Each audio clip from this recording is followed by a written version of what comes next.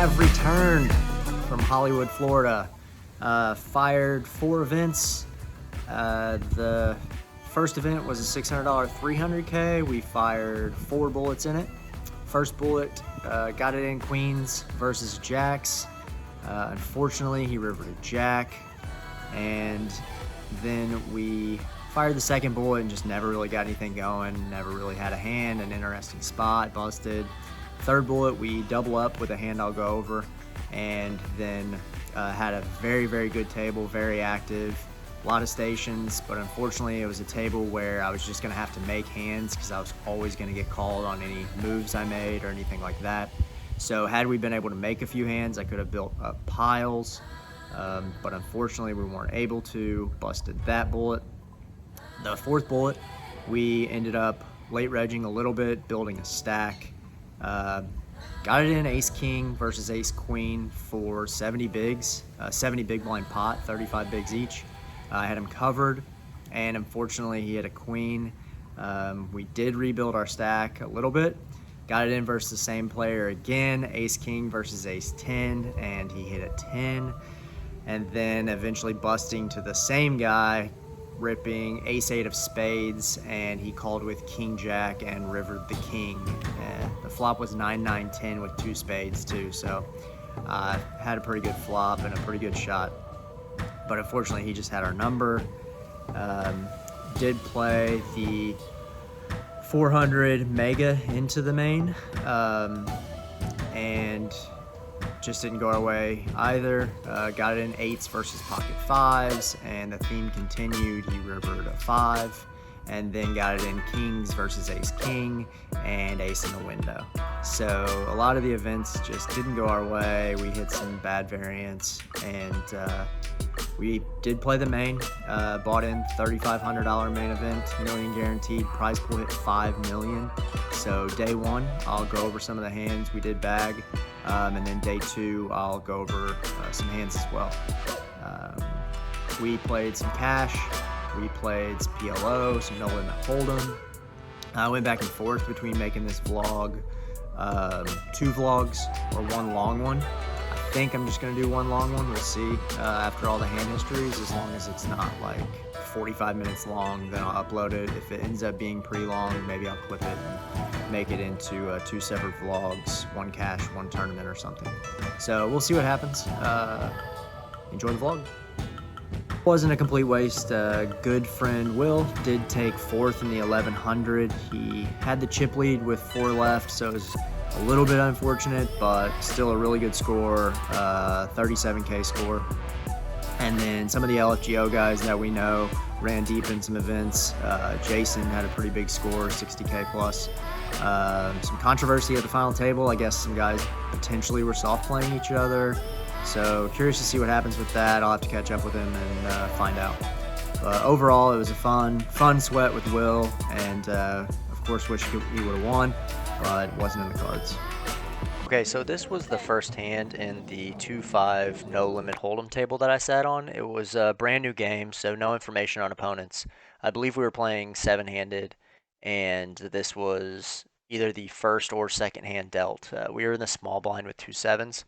It was a 2-5 game, but there was a $10 straddle, so I just made it 5-10 for ease of explaining the hand.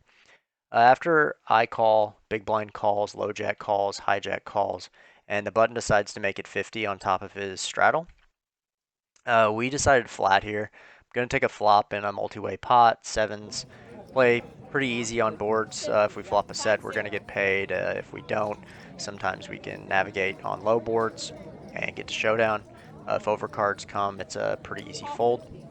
The pot goes 4 ways after the big blind and low jack both call. Hijack decided to fold, and we see a flop of 3-3 deuce. Now on this board, I'm fine to play it as a check call. The button's continue range is going to be pretty wide. He's going to have a lot of ace-4, ace-5. If he's an aggressive player, maybe 4-5 suited, 5-6 suited. A lot of his overpairs, 4s, 5s, 6s. 7s, 8s through aces are all going to continue for a certain bet sizing, and we can reevaluate once it gets to him. So it does check to the button, who decides to down bet 65. for this sizing. Not going to fold. He's playing off about 600 effective, so we do decide to call. We're going to try to get to a cheap showdown, but we'll reevaluate the turns. I did feel like he was weak. I thought I had the best hand. I don't like check raising because I think it makes his hand a little bit too easy to play. He can just call in position and then play accordingly on turns and rivers. So I like to go for the call, and big blind and low jack both fold. And the turn is the jack of diamonds. Pretty interesting card. I do think that he has more jacks than me. Really the only hand that I'm probably going to call with on the flop, which would be pocket jacks, which I should be 3-betting pre-flop. So the range advantage stuff here is a little bit in depth, but he does have more pocket jacks than me, so I can't really do much about this card. All I can really do is check and see what he decides to do. Once I check, he elects to bet 215. Versus sizing, I kind of went into the tank for a little bit. I felt like he was weak. I felt like if I check raised some of the time, I could get him to fold like eights and nines. I have more threes than him, and I would check raise a three here. I also have more deuces, I think, than him. Don't know if he's raising pre-deuces, and I can flat deuces out of the small blind. I would play deuces this way as well. Uh, it was a tricky spot. I don't think I can check call just because I think I give all of his flush draws. I want to deny equity to his flush draws and to his king queens, ace kings, even hands like king 10, king 9 suited that had backdoor flush draws that try to continue. His hands like 5 6, ace 4, ace 5 that we discussed. I think I do need to deny equity on the turn. There's enough money in the pot to where if I just check raise and get him to fold those hands and not see a river card, then I'm printing money. On top of if I think he's folding like eights, nines, tens, some, then I think it makes it even more of a fist pump. But in this instance, I think I just kind of picked up a little bit of a read or a little bit of a feel that he was just weak. Playing the button, wanting to establish an aggressive image, thought he could take it down, and I decided to just check raise all in because I think I'm good versus fours or sixes, and then, like I said, deny equity to all of his flush draws, gutters, and overcards. And I did decide to check raise all in. He folded with like I think he had like 250 left in his stack, maybe a little less. And we took down the pot. Okay, in this hand, I think I may have misplayed it a little bit. As played, I did have a plan on the turn, but it didn't go according. So I uh, I think I may have misplayed this one slightly. Uh, Villain in this hand was a competent reg, I think. She was playing really good. She showed the capability to make some big calls. Um, really big calls. She was up around $1,000 within the first probably 25 hands. She was really isolating the bad player at the table and playing against him, and was just overall playing good.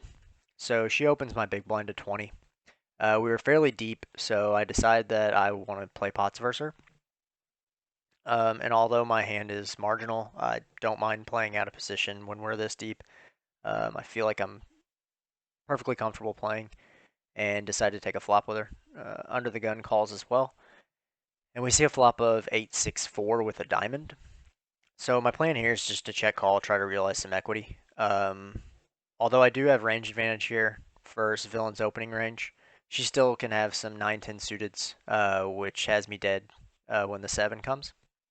And then I also want her to continue betting all of her bluffs that she would fold when I lead. Under the gun, I wasn't super concerned about. This also smashes his limp call range as well with sets and stuff. But I completely expect him to let me know if he has those hands. Um, he checks and villain continuation bets $40. At this spot, like I said, I think I just continue with a call most of the time and then can reevaluate turns. So after I call, under the gun calls as well. After he just flats, I think this is mostly pairs that aren't connected with the board. Fives and sevens connect a little bit, but I think his flatting range is much wider than that as well. Um, so I'm not super concerned with under the gun. Like I said, I think he would raise sets here. The turn's a ten of diamonds, which is a really good card for us. I decided to actually go for a check raise here. I'm okay with check calling as well. I went back and forth. Um, but in hand, I had decided that I was going to check raise. The only reason I would check call is to see if I can bring under the gun along. But he does have some diamonds that are higher than mine as well when he continues. He decides to check and then villain checks back, so kind of ruined our plan. And then on the river 4, I think this is where I make a mistake. Um, I think if I check raise turn, I can continue to tell the story on the river, but after checking turn, I think I probably should be giving up on this river or go big, like maybe like 250 big. Um, I don't like my sizing here. I don't like my bet. Um, I did go for it thinking that under the gun would fold a lot of his pairs, and then villain would fold all of her high cards and missed hands. So I just took a sizing that was just going to get them to fold those ranges. Um, and I didn't have the range correct. Um, she took a really long time to call, and I tabled my hand. She looked at it for 10 to 15 seconds and then finally showed me two black aces. So, nice hand. This is our next hand in the cash games. The no limit hold'em game, I left because the PLO table was starting up. So we had played a few PLO rounds and chipped up. We sat with 1K, and we were playing a pretty aggressive style. The table was pretty passive, loose passive at that. So I didn't mind opening pre-flop and playing post-flop. I feel like I had an edge. We decided to open this hand when it was limped to us, and the flop goes three ways. The villain in this hand was relatively tight. He was playing straightforward. It was kind of odd. He was two to my left originally, and then when the seat on my right opened up, he actually moved seats. So when he did this, it made me think that he was definitely a recreational player, because typically when you have position to the left of the most aggressive player on the table, you're in a good seat.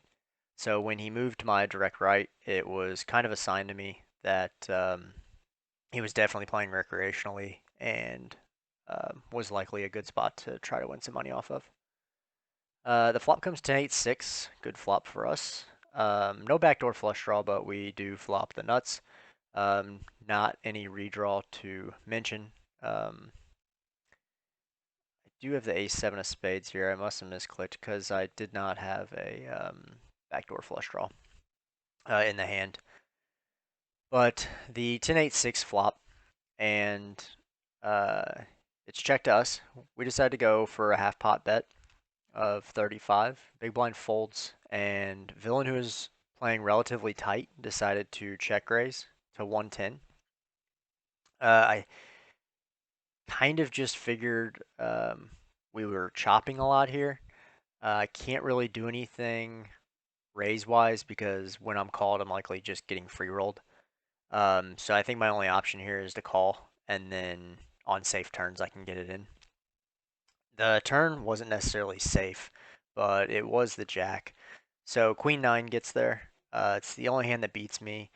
He is likely to continue with his 9-7 still, Queen 9 as well. And then I guess if he has bluffs, then he would continue with those. I didn't necessarily think this player was capable of bluffing, but as played, he leads 200.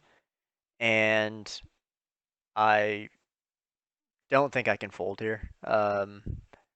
As long as the board didn't pair on the turn, um, I think I'm willing to just go with my hand. That being said, if he has Queen 9, then he just wins.